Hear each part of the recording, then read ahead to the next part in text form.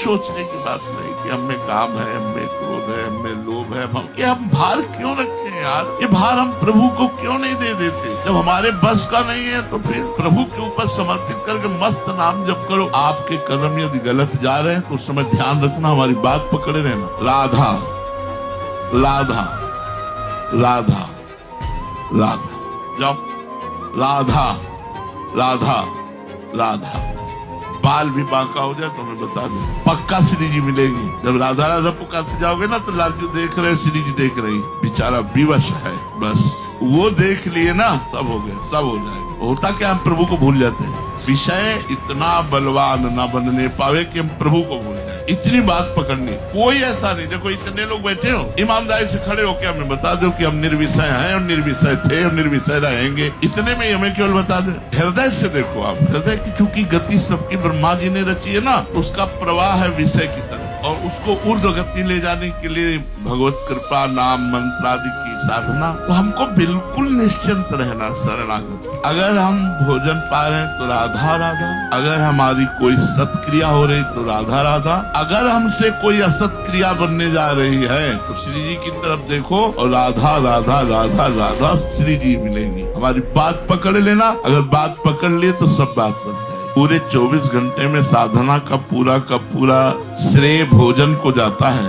मीठा 25-50 ग्राम से ज्यादा नहीं होना चाहिए 24 घंटे में। 25-50 ग्राम पर्याप्त है, नहीं तो शुगर के लिए तैयार रहिए। ये जो घृत है, अगर ये अधिक जाएगा, आपका शरीर व्यायाम नहीं करता तो आपके ब्लॉकेज हो जाएंगे, दिल के नसें ब्लॉकेज हो जाएंगी, लीवर में भारीपन आ जाएगा, लीवर फैटी लीवर हो जाएगा, आप परेशान हो जाएंगे। खुश कहाँ रहेंगे? क्या इस तरह के भोजन से आप खुश रहेंगे? तो पहले भोजन को सुधारिए, सात्विक भोजन। बड़ा आनंद आता है जब 4 रोटी थोड़ा सा नमक लेकर के ऐसे या थोड़ा सा दाल पा लीजिए, आप देखिए शाम। और वो पानी के लिए मन तैयार नहीं, उसको 14 सब्जी चाहिए, नाना प्रकार की सामग्री चाहिए, और आटों का एक थैला है। आप इसको बढ़ाते चले जाओ, बढ़ती चली जाएगी, घटाते चले जाओ, घटती चली जाएगी। एक लिमिट से आप भोजन पाओ तो एक लिमिट से अनलिमिट पाओ, अनलिमिट जैसा अभ्यास जैसा करोगे। तो साधक को गुरुपाक भोजन से बचना चाहिए, गरिष्ठ भोजन जो बहुत देर में पचने वाला हो, और बलवान भोजन से बचना चाहिए। हमें बलवान भोजन से क्या जरूरत है? बल वाले भोजन से छाछ, रोटी, दाल, थोड़ा चावल, थोड़ी सब्जी, एक नियम बना ले। ये जो जिह्वा का स्वाद है, यद्यपि बड़ा कठिन है त्यागना, पर त्यागा जा सकता है। साधारण भोजन पाए, सात्विक भोजन पाए, राग पूर्वक भोजन न पाए। अभी देखो मन भाग पड़ेगा भगवान की तरफ, अभी भाग पड़ेगा। जो मन हमारा भाग नहीं पाता उसका कारण है हम उसको खुराक दे रहे हैं। हम आपको कहते हैं आत्म प्रसन्नता से बढ़कर कुछ नहीं है। वो आत्म प्रसन्नता जब विषयों का राग पूर्वक सेवन करते हैं तो वो नष्ट हो जाती है।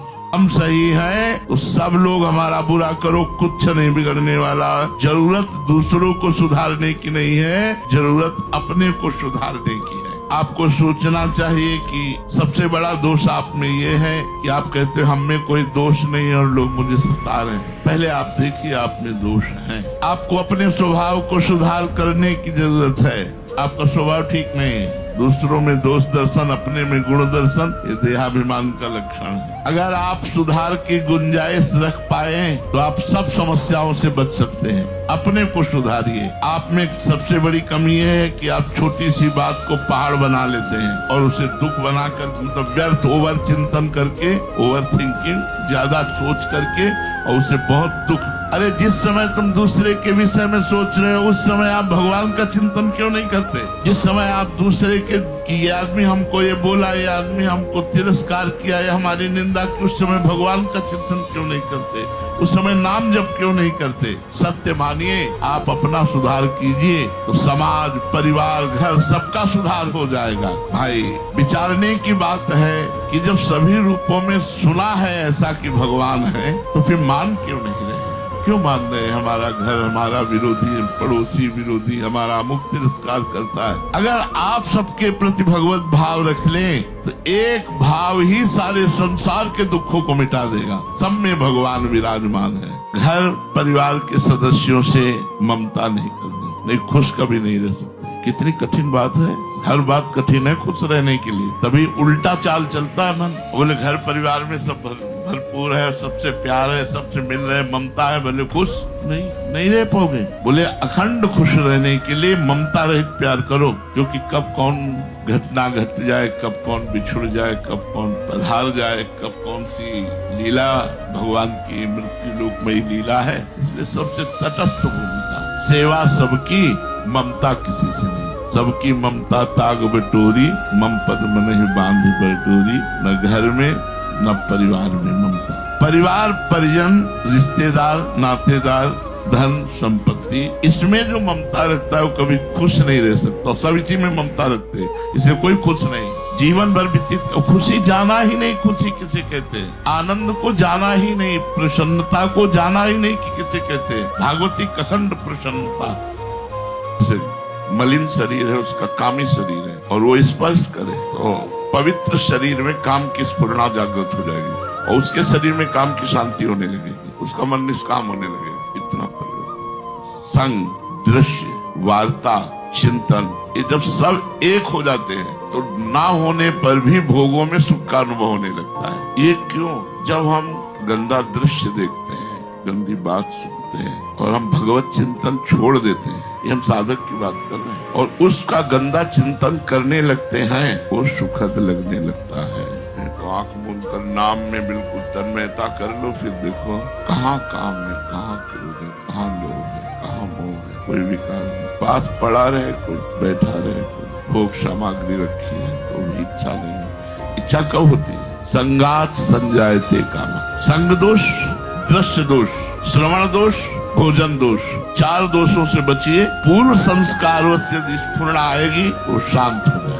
यदि हमें भगवद आनंद प्राप्त करना है तो हमको इससे बचना ही है। हम भाव से चिंतन करते हुए भोजन बनाए और आपको पवा दे, अगर आप काम से व्याकुल ना हो जाओ तो हमें बता देना। अगर हम रोते हुए भगवान के विषय में चिंतन बनाए, अगर आपको रोना ना आवे तो बता देना। बहुत बड़ा प्रभाव भोजन का, बहुत बड़ा प्रभाव संग का, और इस काम से ही क्रोध का प्रादुर्भाव होता है, काम से ही स्मृति का नाश हो जाता है, भगवत स्मृति का नाश हो जाता है, रजोगुण बढ़ जाता है। इस आसक्ति से साधक का आंतरिक चिंतन ही बदल जाता है, बाहर से कुछ और अंदर से कुछ। संग दोष पक्का, वो दोष पवित्र हृदय में माना जा सकता है कि इससे कामी है, लेकिन उसमें था नहीं, है नहीं, आगंतुक है, आया हुआ, पर माना उसी में जाएगा इसके हृदय में, पर वो आगंतुक है। आगमा पाइनो अनित्यास्ता स्थिति चस्वार्थ, आने जाने वाले। आया कैसे आया? संग दोष, खान पान।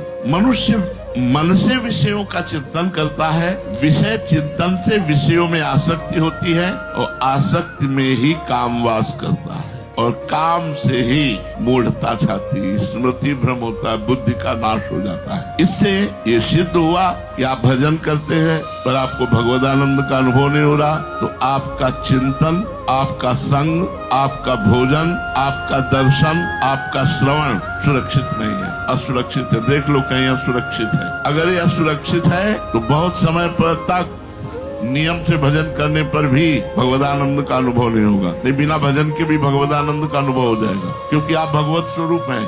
आप कर्म, छल, कपट, चोरी, हिंसा, स्वत्वापहरण, व्यभिचार आदि नाना प्रकार की दुर्वासनाओं से एकत्रित धन है, तो उससे जो आप मंदिर बनवाएंगे, उससे आप जो साधु सेवा करेंगे, उससे अब पाप बढ़ेगा। साधु भजन नहीं करेंगे, पाप करेंगे तुम्हारा धन खा के। समाज में सेवा नहीं बनेगी, समाज को जलन पैदा होगी तुम्हारे धन से, वो दुर्गति का ही कारण बनेगा। झूठ, कपट, छल, चोरी और हिंसा, इससे संत सेवा हो ही नहीं सकती, इससे भगवत सेवा हो ही नहीं सकती, क्योंकि सेवा में मुख्यतम होता है भाव, और बुरी कमाई कभी अच्छे भाव नहीं आने देगी। जब भाव अच्छा नहीं है, कमाई बुरी है, तो परिणाम बुरा ही होगा। बुरे का फल अच्छा कभी हो ही नहीं सकता।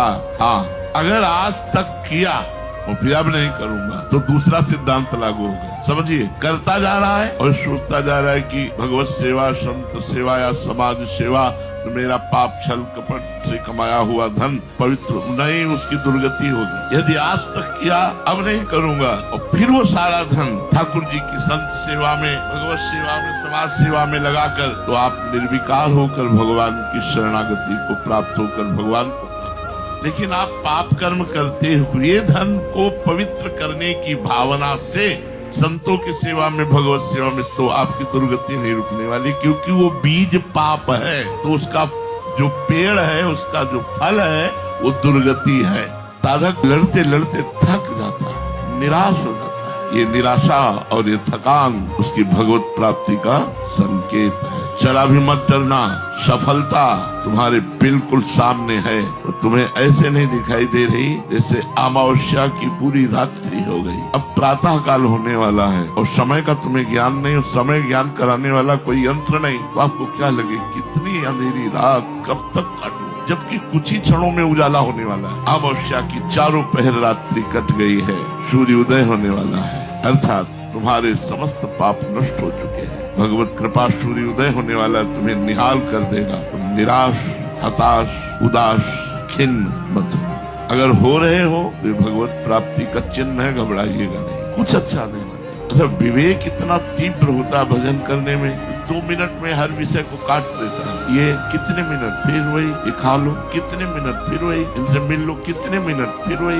विवेक कहीं जुड़ने नहीं देता, और जहाँ जुड़ा हुआ है वहाँ के लक्षण है, ये लक्षण है। इनको ये मत सोचो कि कहीं निराशा में इधर उधर मत भटक जाना, निराश हो जाना, खिन्न हो जाना, अंदर से एक अशांति सी है, पर भजन चल रहा है, बिल्कुल सामने उदय होने वाला है कृपा सूर्य। हमारी जन्म जन्म की अमावस्या की रात्रि हटने वाली है। धैर्य पूर्वक लगे रहो, लगे रहो। आज के समय में संत मिलना महाराज जी बहुत दुर्लभ है। ऐसी स्थिति में एक साधक संत सेवा और संत संग कैसे प्राप्त? हाँ देखो, हमको तुलसीदास जी, कबीरदास जी, बड़े बड़े महापुरुष जो हैं, इन पर तो कोई संशय नहीं है ना। हम इनकी छवियां विराजमान कर लें, इनका नाम कीर्तन करें, इनकी लिखी हुई बातें पढ़ें। क्या संत का मतलब सामने ही बैठ करके सुनना थोड़ी होता है। अगर आप रामायण पढ़ रहे हैं, रामायण की बातें मान रहे हैं, तो आप गोस्वामी तुलसीदास जी की पूजा कर रहे हैं, आप गोस्वामी तुलसीदास जी की बात मान रहे हैं। आप कबीरदास जी की वाणी पढ़ रहे हैं, कबीरदास जी की बात मान रहे हैं, तो आप कबीरदास जी की पूजा कर रहे हैं, कबीरदास जी का संग कर रहे हैं।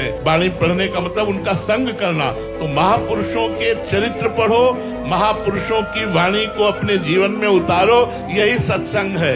ऐसे प्रगट में बैठ गए तो ये थोड़ी देर के लिए सत्संग है, लेकिन सदा सदा के लिए सत्संग अपने घर में करो। मोबाइल से सत्संग सुनो, और जो महापुरुषों के ग्रंथ हैं उनको अपने पास रखो। जैसे आप श्रीमद् भागवत पढ़ रहे हैं तो सुखदेव मुनि से सत्संग कर रहे हैं, भगवान श्री कृष्ण द्वैपायन व्यास देव जी से सत्संग कर रहे हैं। यदि आप गीता पढ़ रहे हैं तो साक्षात श्री कृष्ण से सत्संग कर रहे हैं। आप बड़े महापुरुषों के चरित्र पढ़िए।